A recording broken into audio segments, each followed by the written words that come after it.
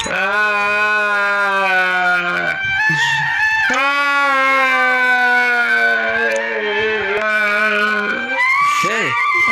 என்ன அழுதுட்டு அவனுக்கு தெரியாதா? என்னாச்சு? அண்ணா இறந்துட்டாரா? அவர் 50 வருஷத்துக்கு மேலாச்சு. அவர் இல்லடா, நம்ம கணேசனா. கணேசன் என்னடா சொல்ற? இப்பதான் பாத்துட்டேன். என்ன கணேசன் சொல்ற நீ? இங்க வரா, நம்ம கணேசன்டா. நேத்தான் தான் இருந்தாரு. மாப்பிள்ள இப்பதான் அங்க பாத்தேன் அவரை.